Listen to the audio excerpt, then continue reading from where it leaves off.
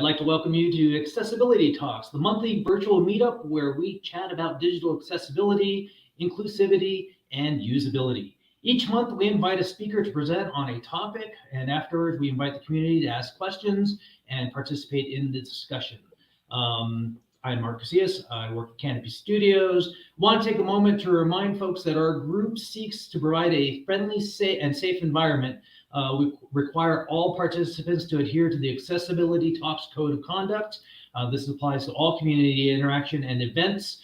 This also applies to verbal questions as well as chat in text channels and tweets and all other of the social medias that you have. This code of conduct can be found on our website at A11yTalks.com. That's A11yTalks.com. All participants should be able to engage in a productive dialogue and should share and learn with each other in an atmosphere of mutual respect. We also want to take a moment to acknowledge the immense amount of hurt, cruelty, and injustice happening around the world today. There are too many issues to bring up or focus on just one, but we suggest you take some time to give generously to causes that you are passionate about, be excellent to each other and yourself at all during these tough times. All right, moving on. If you have questions for our speaker, please post them on the Twitters with the hashtag AlleyTalks, that's A11TALKS, or in the chat window in the YouTubes, which I think is over there or over there, one of those two, I'm not sure. If you want to participate in the live chat, we'll be asking questions later. As I said before, I am Mark Casillas. I work for Canopy Studios. I'm a technical lead, and our speaker is Edmund Dunn. Today, we're going to discuss his journey from disabled veteran to full stack Drupal developer. Before we talk, how you doing, Edmund? How's things going? Oh, so far so good. I always need more coffee, but that's kind of the story of my life. So yeah, I got a new coffee machine and it makes excellent coffee, so I suggest you buy one as well. So real quick, in your bio, you sent over. You said you're an avid reader. What's the latest good book that you're going to recommend for me? Oh, I don't know about recommending any good books, but right now I read a lot of science fiction and fantasy just to relax, and then a lot of history, and so. With everything going on in the world, I'm focusing on just reading some science fiction right now. I'm reading some Arthur C. Clarke. Excellent. So, all right. Well, cool. I use Audible. Are we still cool? I don't actually read. Yeah. Okay. Yeah. I don't know. For me, it's reading. I read a lot with my Kindle app on my iPad. I think I've got a digital library of over 5,000 books so far. So nice. All righty. Well, my dog wants attention, so I'm going to let you have at it. Thank you very much.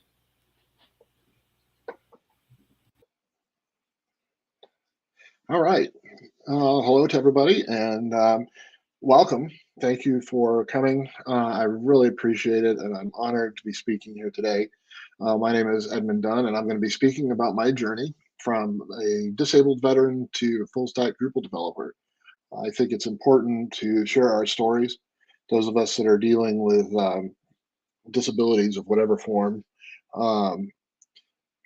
it can be inspirational, it can be helpful to those with similar disabilities or that think they might be have a disability they're dealing with and they're not sure what to do, where to go. I do mentor other veterans, mostly through LinkedIn, but I'm open to anything. In how to get into tech, because this is something that anybody can do and anybody should be able to do.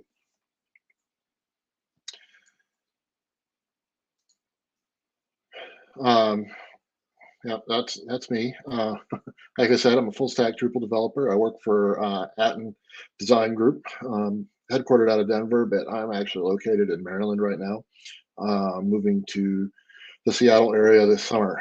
And Edmunds has been a great company to work for, very accommodating in helping me cope with my disabilities, my physical disabilities because of my back.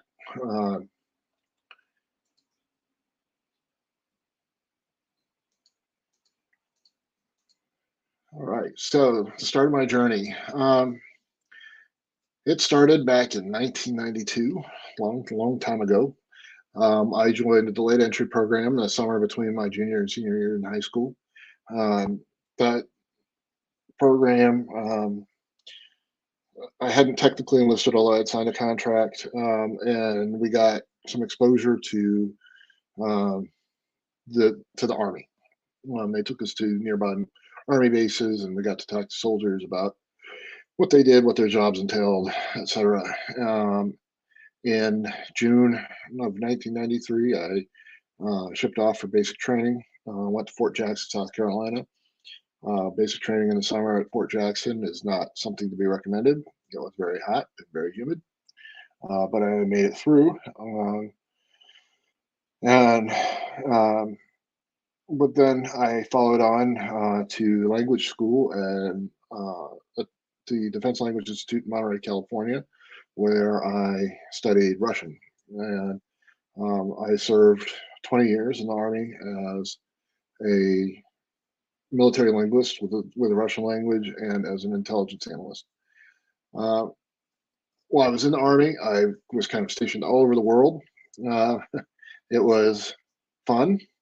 It was exciting. There were times it was very terrifying, depending on where I was and what I was doing.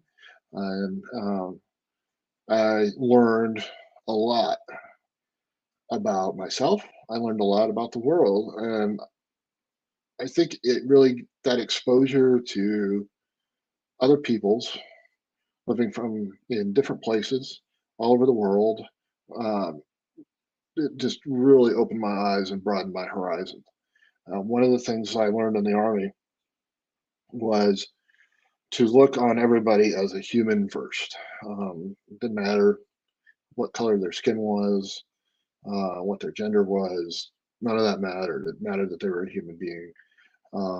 In the Army, we used to say that everybody was green, um, and that kind of went back to the uniforms that we wore. Everybody wore the same uniform, and that meant we were all on the same side, and there wasn't room for any kind of discrimination. That's not to say it didn't happen. It did, still does, unfortunately. But uh, my experience with it was that, especially in military intelligence, and yes, I know that's an oxymoron, um, was that it didn't need to happen. We were a my branch was open to anybody and everybody, and we served every place, men, women, didn't matter, and the that was something that really proved to me that anybody can do anything they set their mind to. And I think I'm glad to see that the Army is continuing to kind of open up to, especially combat roles, to women. Uh, and I hope that they continue to open things up. The I deployed 3 times, twice to Bosnia and Herzegovina.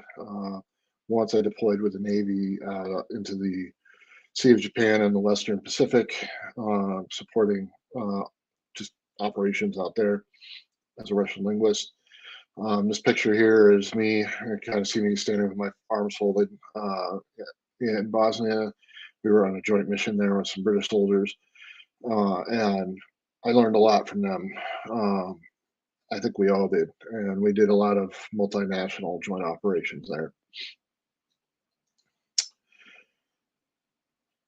After serving 20 years, I decided to retire.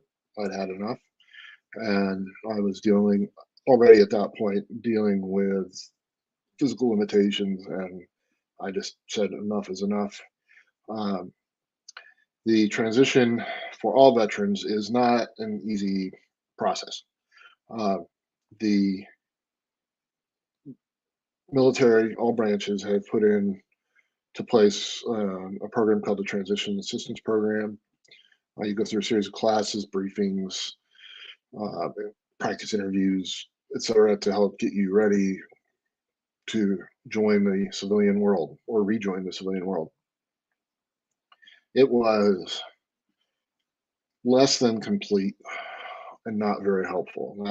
That's what I found. Now, every base has their own program, and they're all a little bit different. And depending on who's working in that program, some are better, some are worse. I think they've been trying to standardize them and not really succeeding yet. Hopefully someday they will.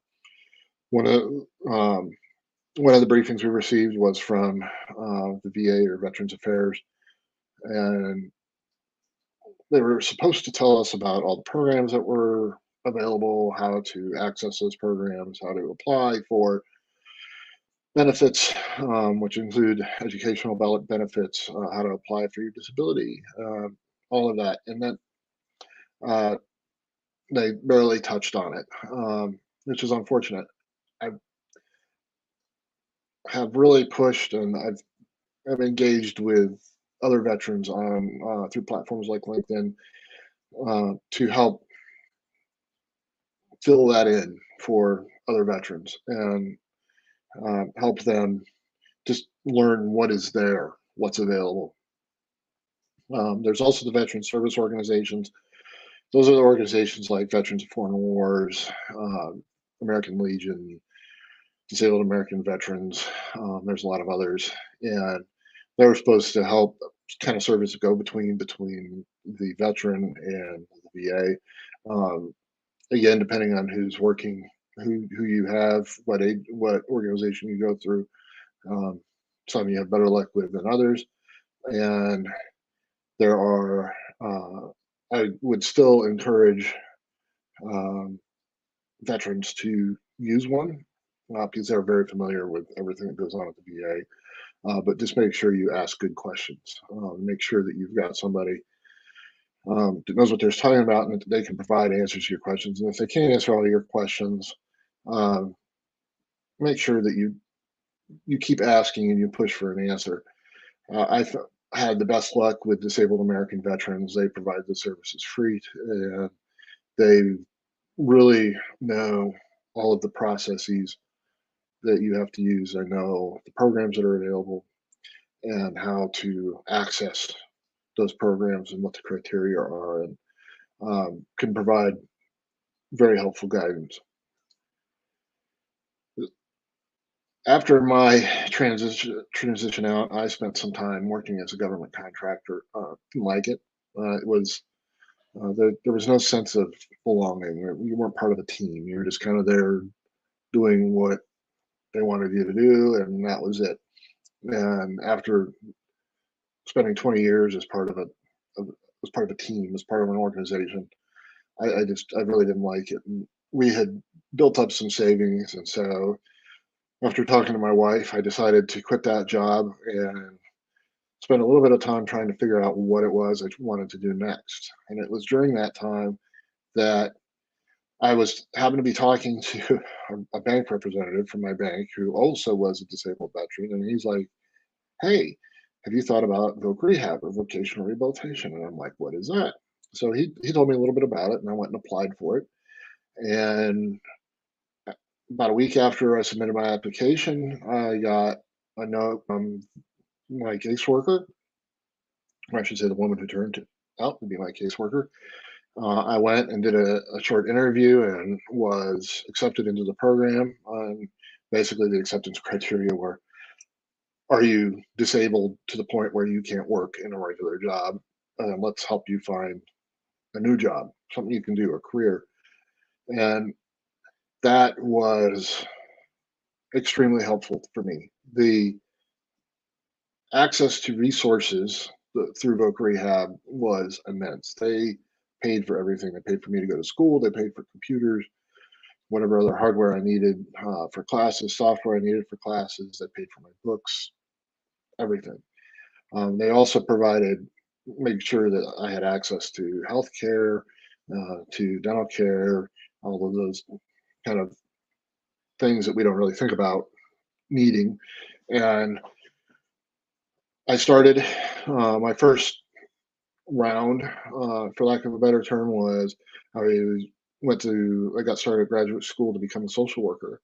And after sitting in class for a semester, I found that because of my back injuries, I could not sit in an office in a regular behind a desk in a regular office chair without a great deal of pain. And so I went back to my caseworker and I said, I need something else. This isn't going to work. And she said, okay, let's sit down and talk about it. And I did several aptitude tests. Most people are probably familiar with them, probably took something similar with a high school guidance counselor to help you figure out what you wanted to do after high school. Uh, and mine I took it and it pointed me to tech and to being some kind of, I think the term they used was programmer. Um, I said, okay, let me do some digging around. And I did a bunch of research and found that our local community college had a great web design, web development program. And so I went ahead and enrolled.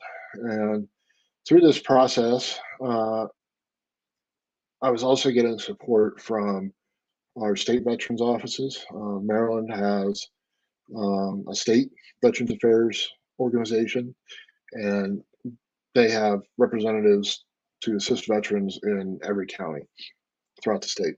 Most states have something similar, not all of them, but wherever you're located, check. Um, they'll at least have something at this, at the state level. They may not have representatives out in counties or dispersed offices, but most states will have something. And there are a lot of benefits that states provide to veterans too. And so just doing that research and seeing what is available in your state is always helpful. And if they do happen to have representatives, uh, make sure you reach out. It helps. The For employers, I added this slide because I wanted this talk to be something not just to help veterans, but also something to help employers or potential employers who are also interested in hiring veterans, especially disabled veterans. Uh, when going through this process, I injured my back. I ended up having several back surgeries. I have a spinal cord stimulator that helps reduce the pain. Later this year, I'm going to be having another fusion. It's kind of probably always going to be an ongoing process. And I cannot sit or stand for long periods of time without a great deal of pain. I did find, however, that I can sit in a zero gravity recliner. That's what you kind of see behind me here. That lets me sit and work, not at a desk, but it lets me sit and work. And so I have a setup, which you'll be able to see later, that where I have a monitor that swings out and then a little lap desk where the keyboard sits, and I can work for 8 hours without a lot of additional pain. And these accommodations were afforded me by Edmund. Um, and that I thought was pretty exceptional.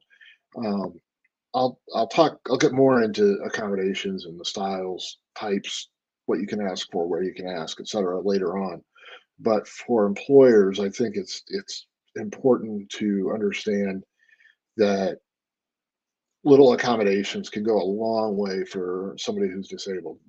In my case, with dealing with a physical disability, it helped, but technology has afforded us the ability to adapt for many types of disabilities. Things employers can do are they can reach out to their local vocational rehabilitation offices. Every VA region, the VA has kind of broken up the country into regions, and there are medical centers and then regional offices. The regional offices focus on everything non-medical, and then the medical centers focus just on the medical. Every regional office has a voc rehab kind of head office for their region, and then depending on how it's set up, the size of the region, et cetera, they might have satellite offices out too. You can reach out to those offices and offer up your services to help assist disabled veterans who want to get into tech. And that assistance can be anything from just letting them come in and shadow, see what a developer does, what a designer does, what a project manager does, however, what it, maybe even what an HR representative, it does just let them see what happens, what people do, talk to people, so that they can learn what these jobs entail. What is a front end developer? What is a back end developer? What is a full stack developer? What are the pros and cons, etc. I had an opportunity to do that with several local agencies here in Maryland, and it was immensely helpful because they were able to show me this is what a designer does, this is what a developer does, and that helped me figure out what I wanted to do. Employers can also reach out to state veterans offices, um, again, for the same reason. Kind of give them your information and say, hey, we're willing to help. If you have a veteran who wants to get into tech, doesn't know what to do or how to proceed, we will assist with that. Third thing is hiring fairs. Hiring fairs, with COVID, a lot of them went virtual now. It's a mix. Still a lot of virtual hiring fairs. I think a lot of them are going to probably stay that way just because they can reach a broader audience. And in tech now, you can work as a developer essentially from anywhere in the world. And so participating in those hiring fairs, especially with organizations like Hiring Our Heroes, allows you to reach veterans, reach service members that are transitioning or have recently transitioned. And it's a chance I went to answer questions and help fill them in on what the possibilities are, because from my own experience, when I transitioned out, I didn't even, beyond being a government contractor, I didn't really have a clue what the possibilities were. And the biggest thing is just be willing to do all of those things. Be willing to kind of put your organization and yourself out there, and make sure that you communicate these things to potential in channels where you can potentially reach veterans. Social media is, of course, a good one. I've made sure that in my LinkedIn profile, in my little headline, that I mentioned that I am willing to mentor veterans, and I have. And I think to do the same kind of thing, and also offer up that on company pages, say, hey, veterans, hey, disabled vets, contact us. We're willing, if you need help, if you want to come shadow, if you want to talk to somebody, if you want to do a reverse interview of some sort, we will help. We're glad to help. And just putting that information out there and broadcasting it through channels from time to time is immensely helpful. I have seen companies put that out there. I have pushed out stuff when I see it, both through LinkedIn and Twitter. And like if I see a job listing, I'll push it out just to make sure that the word is getting out. Tips and pointers. So as I got into the process of becoming a web developer, I started at school. I talked to my professors. All my professors were very experienced developers, designers, both the graphic design, like print type designers, as well as graphic design for the web. And I learned some things. The power of networking, and that it was one of the most important. And that was when I started to understand how important that was. I started to reach out to local agencies. We would see something come up in the newspaper about a local agency that had done something, and I was like, oh, maybe they'll be willing to talk to me. And sure enough, I called them and I said, hey, I'm a disabled vet. I'm going to school to become a web developer. Can I come talk to you guys just to learn about what it is you do? And they were more than happy to talk to me. And I actually went back several times to talk to them. I shadowed all of them in the various positions. I spent a half a day each talking to them, learning about what they do for their job, which was very enlightening. And it helped me kind of narrow my focus in on becoming a web developer. I also joined professional organizations. I'm a member of AIGA and which is the American Institute for Graphic Arts, which is kind of it's a very broad organization as the design world has broadened out with the digital internet capabilities, where not everything's in print anymore. And so you can be a developer, designer, you can be designing for print, for the web, doesn't matter, you can be a member. I also joined the American Advertising Federation just for the same reasons. They're a little bit different, but you also find a lot of agencies that are part of AAF, as well as designers, developers, etc. And going to meetings, of course, since COVID, I haven't been going, but hopefully once we're past that and we start having meetings again, I can start going. This is a chance to talk to others, learn more about the career field, learn more about what I'm doing, trade notes, figure out, am I on this? So, am I on the right track? Am I still on the right track? Do I want to remain on this track? Is this track going where I want it to go? Kind of just keeping your ear to the ground for the lay of the land, because things in tech evolve quickly. Things are changing on an almost daily basis. And we've seen UX and UI kind of become a its own discipline, kind of separating off from design. And those evolution are going to continue, just as we see, a developer kind of breaking down and separating out front end developer, back end developer, full stack developer. They're all a little bit different. And my focus during these types of meetings and staying up with these organizations is like, do I want to stay a full stack developer, or do I want to specialize some more into the front end or the back end?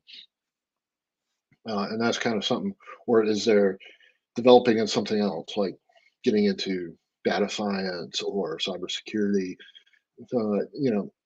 Trying to keep myself on a track that I like, and that I can get excited about, feel passionate about. That helps me do that. I also sought out mentors, several of them.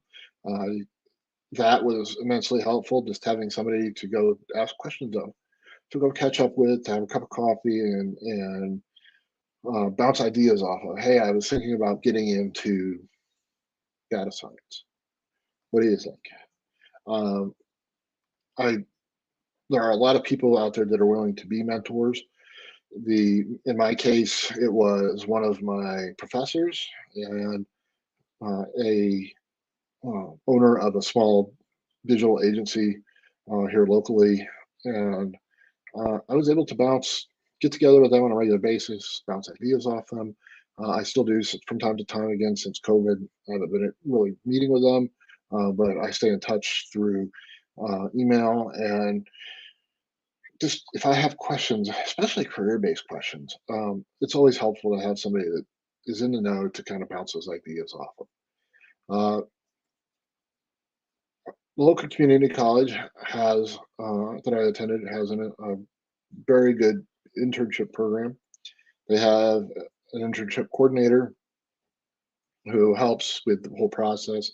All of their programs, all their degree programs, I have an elective in them as an internship, and I had noticed early on, as I kind of was watching job listings, that a lot of job listings are asking for experience. Want to hire a junior developer with 15 years of experience? Okay, not really. That's a little bit of an exaggeration, but a lot of them are already asking for some experience. And talking to my mentors, they said, "Hey, internships are a great way to get experience. You can put it on your resume as experience, and people like to see that." In my case, I talked to the internship coordinator. She gave me some ideas of companies that I could ask. And so I kind of took it from there and ran with it.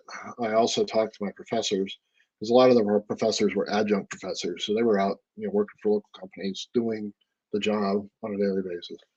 And were aware in their companies where they worked, if there were internship programs or if they offered internships.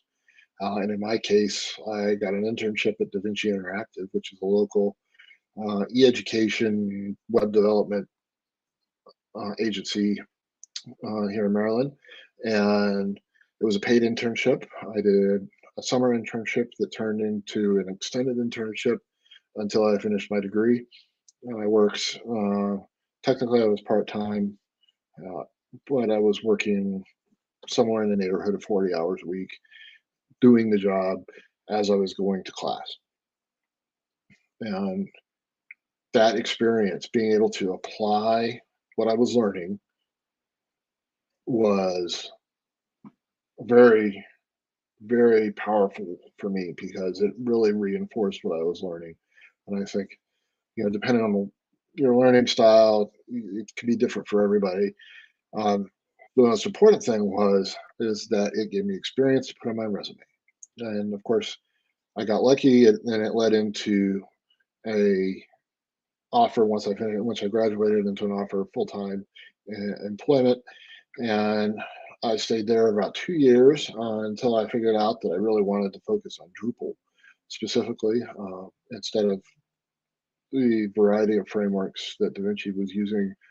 And so that's when I applied with Atten, and um, I'm still here and still enjoy it. The Something else that I found out at college was that by taking an extra four classes, I could end up with 2 degrees at the same time. And I had to, of course, get permission from my caseworker, since they were the ones paying for it, and she was all for it because it made me more marketable.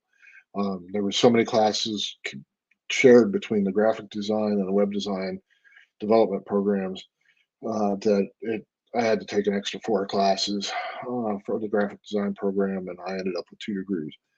Now I work as a developer. Um, I want to work as a developer. I always felt like I was a stronger developer than I was a designer, but learning about design made me a better developer. I also marketed myself very heavily.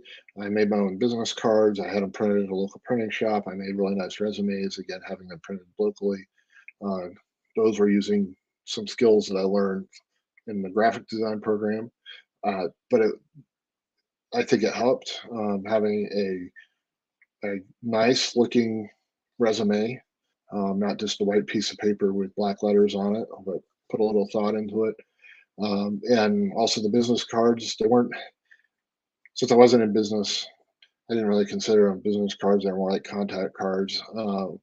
And I think it was helpful to have those. And I've handed a lot of them out, and I'm still in touch with quite a few people that I handed them to, whether it was at conferences, uh, AIGA meetups, didn't matter. Last thing is accommodations. I'm talking kind of two areas of this. One was at college, and one is with employers. In my case, I'm going to be speaking about my experience with my employers. At the college, every college is required to accommodate students with any kind of disability, and they have trained counselors that's what they do. They help you figure out what accommodations you need and how they can be met. And in my case, because I couldn't stand or sit for long periods of time, uh, my accommodations were that I got to leave class whenever I needed to. I got to move around if I needed to, whether that was standing up, sitting down, going out, kind of walking around a little bit before I coming back in. It also meant that instead of having to carry 500 pounds of textbooks around with me, that once I bought the textbooks, they would send an email with a copy of the receipt to the publisher, who would then provide an electronic copy. So instead of having to carry all those textbooks around, I carried an iPad and a laptop, and that was it. That was a huge help. There are a lot of accommodations, and they were willing to do whatever they could. And so if you are going into a program like this, make sure you seek them out and talk to them, because they will help you. If you may not need accommodations, but if you do, they can help you suss out what they are. They can ask questions, get your answers, and they can kind of say, okay, it sounds like you need, in my case, electronic textbooks. You need to be able to get up and leave class if it's really hurting. If you're really hurting, or just stand up and kind of walk around a little bit. I had no idea what specifically I could ask for. I had no idea what I should ask for, but they were, because they were trained, educated to do it. They could help kind of draw that information out, and it was a huge help. Um, on the employer side of things, accommodations are a little bit different, because now we're talking about accommodating me for 8 hours a day to work. And so in my case, it was the chair. The chair was huge, and also the setup. And I have a picture here later in the slide of my setup, but getting the setup that allowed me to comfortably work for 8 hours without additional pain has been huge. It allows me to work. And both employers, both DaVinci Interactive and Atten, have accommodated me in this. And again, I've kind of taken it as you ask for what you think you need, and there might be some negotiation that goes into it, um, especially if you don't know specifically what you need. One kind of side note on this is I was having a lot of problems with my setup because for a while I was working in my lap. So my laptop, I had a little lap desk. I sat in my chair, my laptop's on my lap desk, and that's how I worked. And so then I was looking down a lot, and I started to have some neck pain from it. And so um, I talked to our HR representative. I also talked to my doctor about it. My doctor referred me to uh,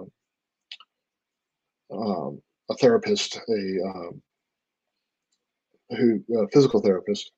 Um, at least I think it was an occupational therapist. Regardless, she was able to help me figure out, okay, here's things you can do to, like, here's what we should do to help you make sure that you can be looking up instead of looking down.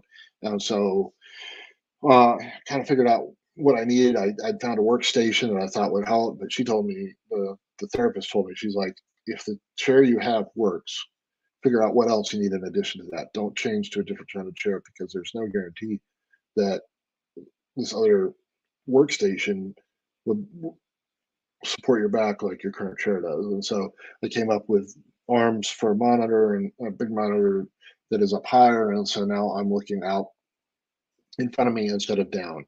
And that was hugely helpful. And again, with the help of the doctor, the therapist, and our HR rep, we were able to figure out what I needed and get it. And that was a huge help. Um, and it was, there was some negotiation, like figuring out what do I need, because again, I didn't want to waste money or resources on something that may not work. And the figuring out what it was I needed, and then working with HR to get it, was a process. But ultimately, I got what I needed, and now no more neck issues, thankfully. Here is my contact information. Feel free to use any of these. You can see here on the right, this is my kind of my setup. Uh, the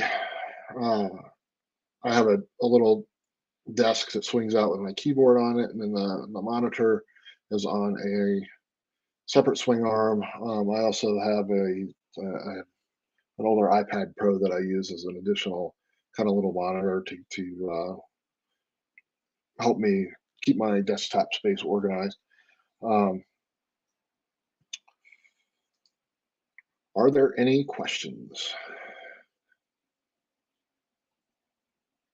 And I'm going to take them in the order that they've come up. So this is going to be back. So we might have already covered some of these. Atten Design, love them, love those guys. What steps have they taken over time to make you feel welcomed as a disabled developer? I think the biggest part of this was the accommodations, their willingness to listen and work with me on that. Um, that was huge in itself. Anything like when we get together, whether we're getting together for a company get together, we have summits once a year wherever they bring everybody in that works remotely, and which is now everybody. And we have meetings, talk to each other. It's as much a social um, event as it is a company like event for HR classes or whatever. We don't really have much of that, and just accommodations in travel, accommodations in the office, or at the location wherever it is, and just listening to me and being able to or being willing to work with me. Yeah, like I said, every time I go up to Denver, I end up in the office with Joe and the guys and Gal, everybody there. They're a great group of people. Yeah. Next question. What steps can the government make? Uh, uh, what did they make to make things more seamless for disabled veterans to get into tech? I think the biggest thing is getting the word out. That I think for me personally, that was the biggest obstacle is I just didn't know. I didn't know what was available. I didn't know the types of careers I could go into. Some careers in the military, whether you're involved in IT, communications, things like that, kind of have a natural lead out into tech. But in my case, I had no idea what it was. I mean, I took computer science in high school back in the late 80s, early 90s. Uh, that was, basic, not Visual Basic, but just basic on Apple. Was it Apple IIe's, I think? Um, and then we got our first 386s with Borland C++, and so I learned some C++ on those. Um, but it had changed so much, and I'd gotten away from it in the Army, and so I came back, and I was like, wow, what are the possibilities? I had no idea, and I think to get out and talk about it, once I move out to Seattle, I'm going to reach out to there's a big joint Army Air Force base out there, Joint Base Lewis McChord. I'm going to reach out to the TAP office there to say, hey, I'll come in and talk about crew fields in tech. I think that is the biggest thing. Share that information, and also get companies involved to do similar things to get the word out, talk about it, show what it is, and provide a little guidance, for lack of a better term. Cool. Next question. Can you share links to the vocational rehabilitation program that were there?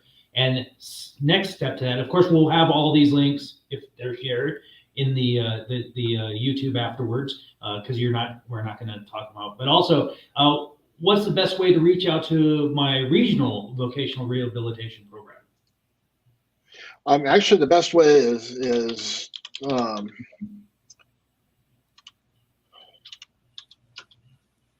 to reach out through your local regional office. If you check the internet, they have all the contact on the VA's website. They have all the contact information, and so you can start just with a simple phone call. And I will put the link in the chat here. The application process was easy. It was filling out one sheet of paper and submitting it. Most of the assessment was actually in the interview. Once she learned what my disabilities were, within 30 minutes, she had said, yes, you qualify. And that was that. Again, because some regions are smaller, others are bigger. Some might not have satellite offices. It may just be the one central office.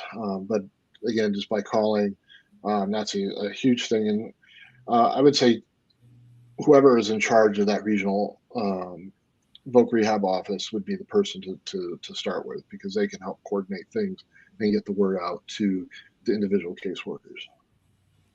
Excellent, thank you. And like I said, we'll put the links in the YouTube and on the website afterwards. That way everybody can have it as you're watching. So this is one question that I like. Can you tell us a little bit about recent experiences in mentoring others? Oh, sure.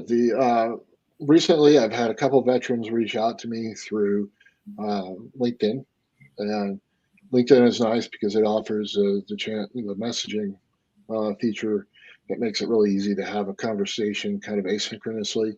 And so both were two of the veterans were both already working in tech, but wanted to change. One was working in IT, doing networking and server farms. The other was working in gaming, not writing code, but working as a quality assurance person and for a games company.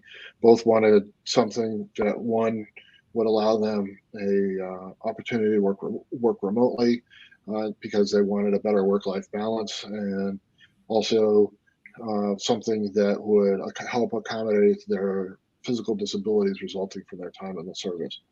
And both of them, I was able to kind of talk about what it is I do as a web developer, talk about the different types of web development and how to get into it. Both cases, I recommended them both to Voc Rehab, and I also told them about coding boot camps, which now Voc Rehab will pay for coding boot camps. When I was going through, there wouldn't be. Coding boot camps were still kind of in their infancy. Now they are very much becoming mainstream on the educational side, and also as we've seen companies kind of remove the 4-year requirement, school requirement or degree requirement from job listings, they're kind of becoming more and more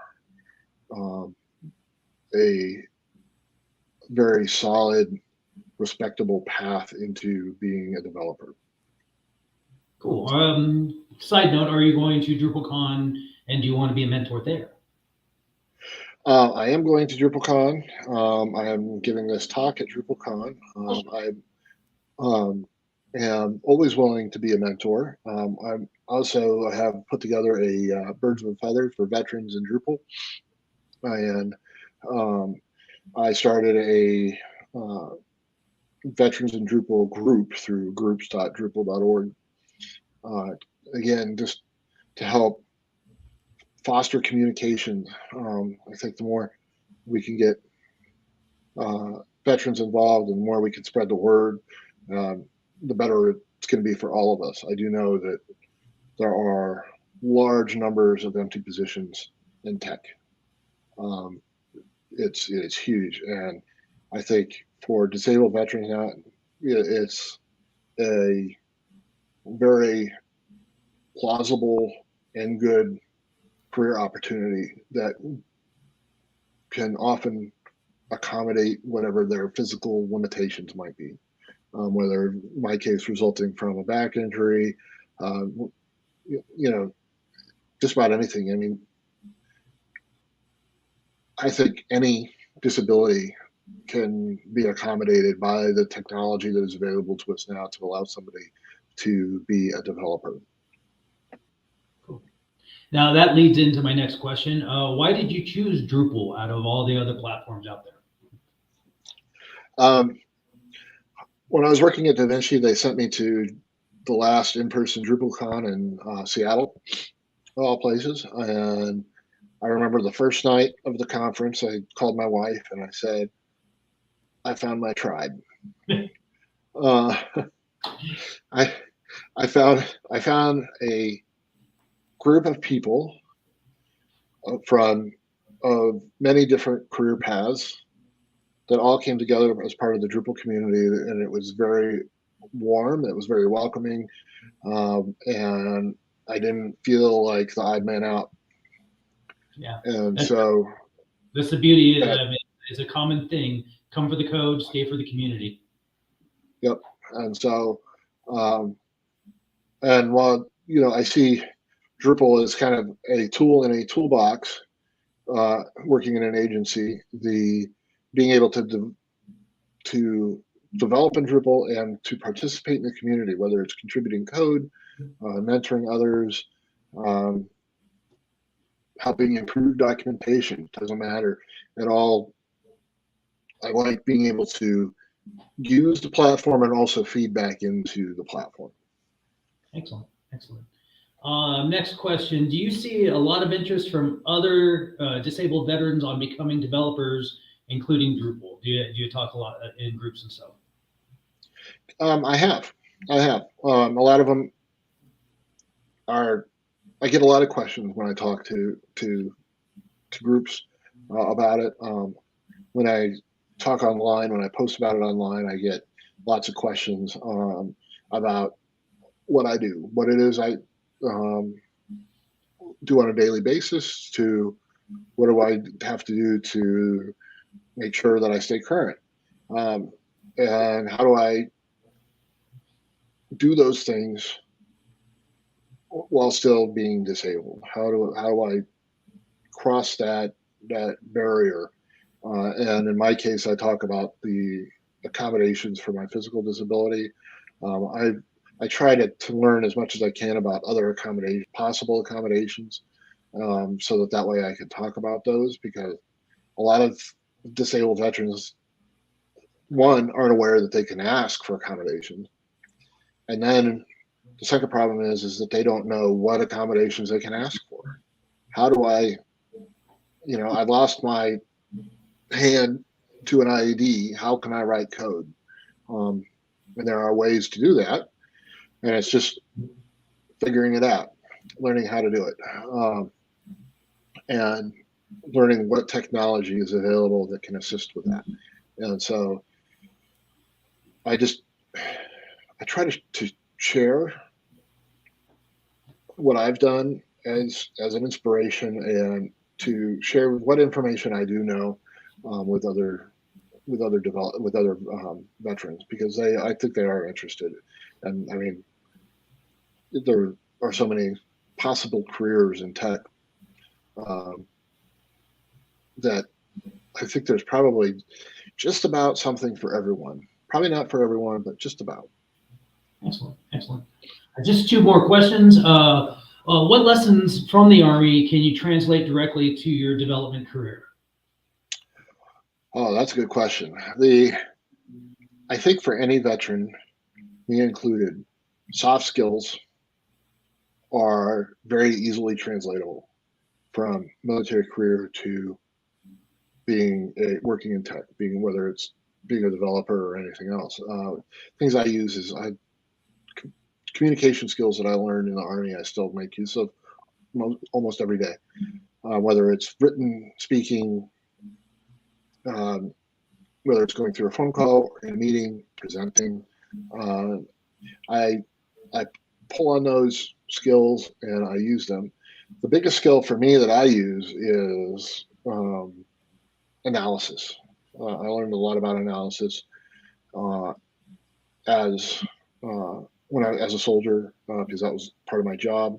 Um, of course, also being a Russian linguist, and learning to look at the nuances of the Russian language, uh, and how those can change things. It was very easy to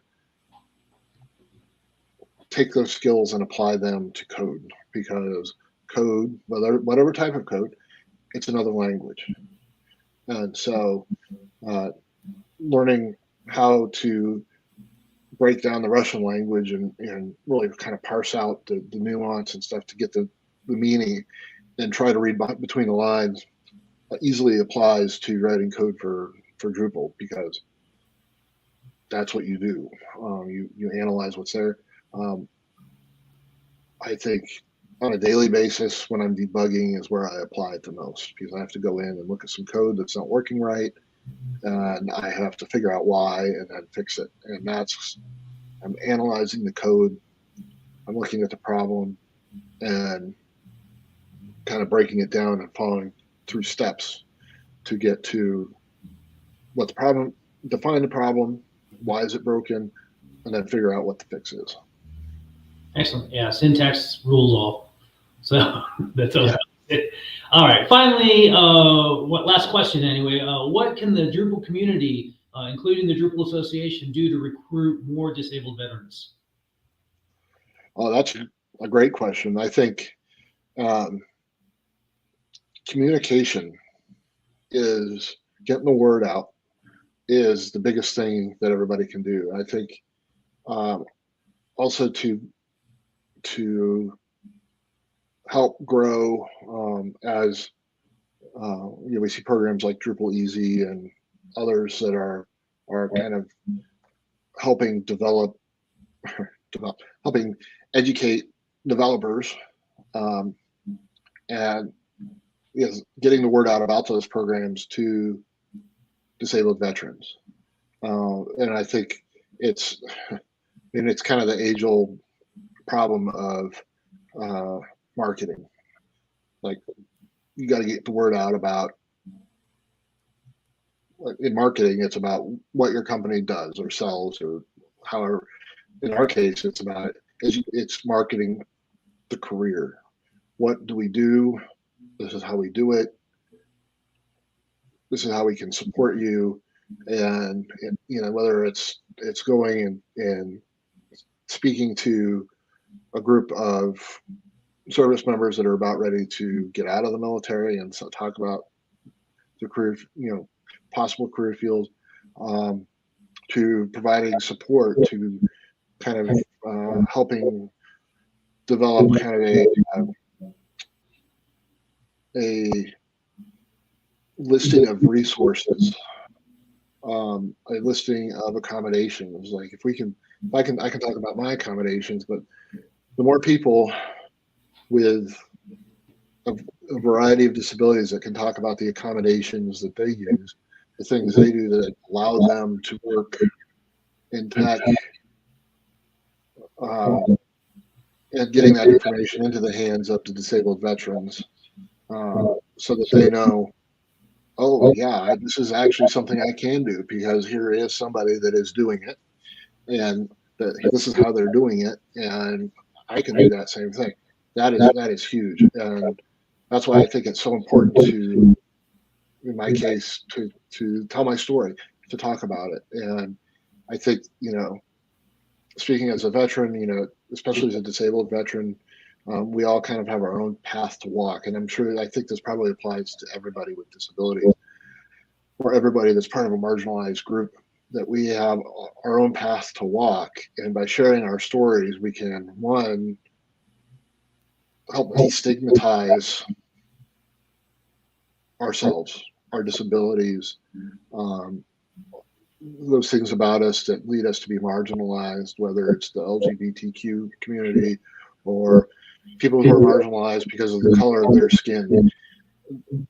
Sharing that story, talking about it, educating others is a really big deal, because people really do want to help, and often they don't know that help is even needed or how to help. And so by talking about it, it makes a big difference. Excellent, excellent. Thank you very much. I'm going to make sure to include a link to your groups, the Drupal group, and I'll probably see you in Portland, because I'm going to be there as well. Thank you very much, Edmund, for coming out. Links will be available on the YouTube video. Remember to join us next month for the talk, as we do this every month. Just a reminder, we're always recruiting speakers. We also make a conscious effort to include marginalized groups in tech in our speaker lineup. So please let us know if you have any ideas to make A11yTalks more friendly to all. Subscribe to our YouTube channel, which you're watching right now, so you can click the subscribe link, or you can follow us on the Twitters, twitter.com/A11yTalks. That's A11yTalks. For those of you who need that. Thank you very much again, Edmund, and we'll see you all next month. Thank you for having me.